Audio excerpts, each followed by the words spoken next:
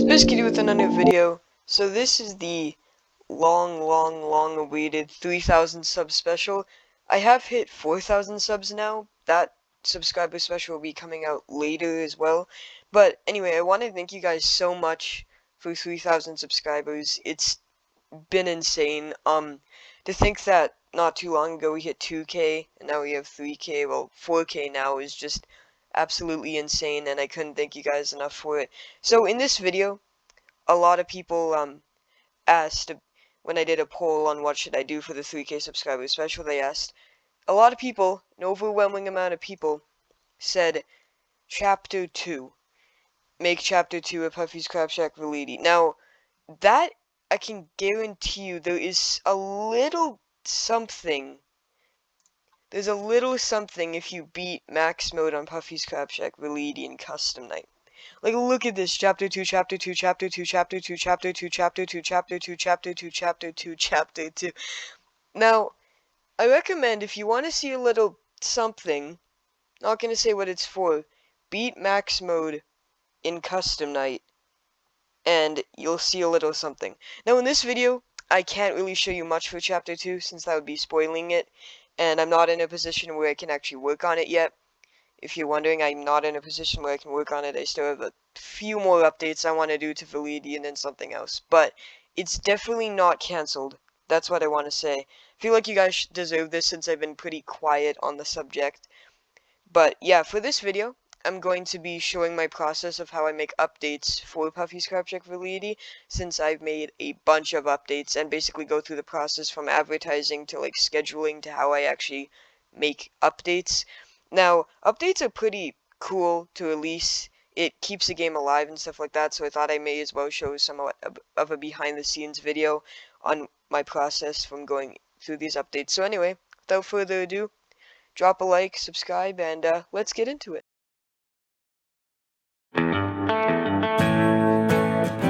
So, the first thing I like doing when I make an update is I like making a Google Doc where I do all of my planning. Now, there's a lot of planning in this Google Doc, relating to a bunch of updates and upcoming updates. But what I like to do is I basically just create a Google Doc and write all my ideas. So I first make a concept for the update before I begin. So for this update, I'm going to be talking about Custom Night, since that's my most recent one. So for Custom Night, I always wanted to do a Custom Night. Now, if we want to talk about Custom Night, we have to go all the way back to August 15th, 2020, because that's when the first major update was added to the game. Puffy's Crab Shack Validity, the secret update was added. And this update added a crap ton of stuff like Turtle Den and stuff, but this update also added the Custom Night button, which was locked at the time. But I always had this idea to do Custom Night, and before that, after that, a lot of updates happened, and then come March 26th, 2021, I finally added Custom Night. Now, to get ideas for Custom Night, I just looked at other FNAF games, mainly Ultimate Custom Night, because that's a big Custom Night game, and I wanted to add something different than other Custom Nights. So we first decided how much levels of difficulty I wanted, and to make it slightly different, I added 25, because why not? Now, 25 difficulty was just simply because I wanted to make it slightly different than regular FNAF and make it actually a harder challenge, so more difficulty the better, in my opinion. But then anyway, after that I decided what characters I was going to add into the game. Now, the characters, the thing is I actually had to tone down the characters here, because if you notice, the ghosts that were added in the Halloween update do not appear in Custom Night, and that's because I found it was way too hard to play it with them in the game. Like, it was way too hard to beat it with them. But anyway, then I figured out which characters were going to be added, and then after that I wanted 3 things that were different from the regular modes, so there was more of an incentive to play. And I decided that after watching a decent bit of Ultimate Custom Night that I'd do these event-based things. So I added 2 event challenges, Power Surge and Flamin' Crab. Power Surge was basically a simple mechanic. I just thought of, maybe I should have a mechanic where the cameras will randomly go down and call it Power Surge. Now, this mechanic, fully honest, was taken from another project of mine that I had an idea for. More news on that project soon, but yeah.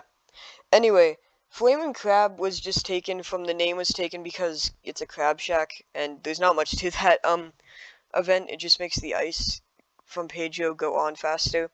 And then anyway, after that, I wanted to add another character to the game, and this is what happens a lot, is I like adding other characters. Now, in this case, I added the character called the Phantom. Now, this character, if I go down here, this character was actually not a new character, you see. So this character was added into the game far before, you can see him in the back there. It was added into Puffy's Crab Shack opening, way back when. Now, this character was added in Night 2 of Puffy's Crab Shack opening, and I thought I could really do something more with it. And it is actually part of the lore, so there is something to do with the Phantom. More explanation on Chapter 2 and stuff. But anyway, this character I wanted to completely redesign and remake the mechanics for, so I thought that I didn't really have a Golden Freddy type character in the game. So I decided to add the Phantom, which is a very much like Golden Freddy, who appears in your office and you have to do one or two things depending on the sound. Slightly different than Golden Freddy, but fairly similar with those two different types of stuff when he shows up. But anyway, after that, I wanted to set a date when releasing updates. I like setting dates, so in this case, I set the date for March 26th, 2021, just end of March, usually around when spring break starts. Now, I pick dates usually when around holidays coincide because more people will be online for those. So then, after setting the date, I decided that I'd work on it every single day, basically until that point, which is what I did. I worked on it for basically 25 days.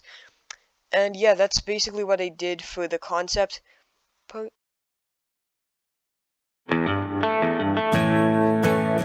Get into the advertising portion. Now, when advertising, I usually like having little teasers at the start. For this update, instead of doing teaser images, which I usually do, I did teaser trailers just to get more hype built up for it. So I did 3 teasers. So usually I plan out how I'm going to advertise this. So in this case, there was going to be 3 teasers, then the main trailer. And in those first 3 teasers, it would start narrowing down the release date. Like at first it said 2021, then it said March 2021, and then it said the actual release date, March 26th. So these teaser trailers basically just showed very, very little elements of what actually happened in the update, because you do not want to spoil what happens in updates, definitely. You do not want to do that. You also want to make a really convincing, good thumbnail. If you don't make a good thumbnail, it's not going to be as good. So I like using very vibrant thumbnails. So as you can tell, if we look here, my thumbnails are very vibrant. So yeah, vibrant thumbnails get more people to click on it, because psychology fact, humans like more vibrant colors. That's why I try to use those in my thumbnails. But anyway, with advertising, once I'm done posting the trailer and everything, I don't just like leaving it like that. So I usually announce it on the game page itself. Like here, this is everything to know about Custom Night, so I announce it on the game page. I also like posting it on Discord, posting a notification that it's out on Discord, and all the usual places I would do. Now, when an update's close to releasing, I usually post an announcement project on Scratch for it. So if I go here to my profile, we can see we have Custom Night is out, Custom Night, and stuff like that. So I usually post something on Scratch relating to the update just to tell people who are on Scratch that the update's coming and stuff. This actually helped my views considerably. A lot, I found like I was getting a lot of views on this. But after I'm done all the advertising, I make a big trailer. Now this is the trailer, and this trailer usually shows a lot of gameplay and everything that's coming towards the update is what I like to do. I also like to make the trailer a premiere, because then it's kind of, all the fans can watch it live and there's a live chat and it's almost like a live stream. I like premiering trailers at 2 p.m. Eastern time on a Friday because more people are available Friday, and because it's in the middle of the day rather than like in middle of the night. But anyway, what I like doing after that is I like coinciding the trailer release date with the game update. So as soon as the trailer releases, the game is out. So after you're watching the trailer, you can just go and play it immediately. Now, if you want to have people have retention, if you want people to come back to your update and actually do something with the update, that's my next section, is called How to Keep People Playing the Game.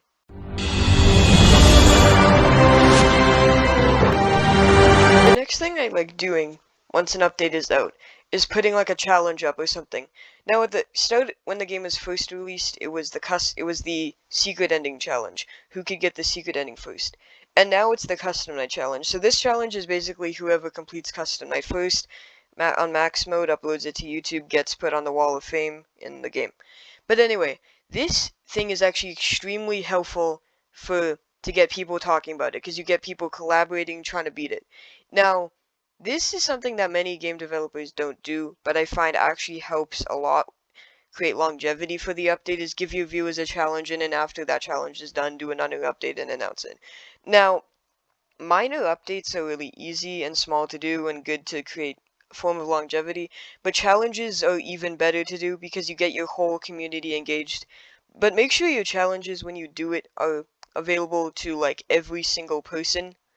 Like every single person who play your game can do it, not just an exclusive part, because this gets the whole community involved and it's really fun. So anyway, for this challenge, just complete custom night and stuff like that. But this has actually created a lot of retention and, good things for the game. Now, if we look at this, if we look at my analytics, so here's a little thing on what I can see, but March 25th, 41 views, March 26th when the game released was 131 views, and then this. And then it goes down, but that's expected. But anyway, what you want to do with these challenges is create a certain form of, you want your community to almost be doing a job, but it makes sure it's a fun job in a way. But what I like doing this is because I find it creates a lot of like talk within the community, and people start getting really engaged in the game since they feel like they actually have a method to participate with everyone and feel like they have an equal chance of getting the reward just like everyone else.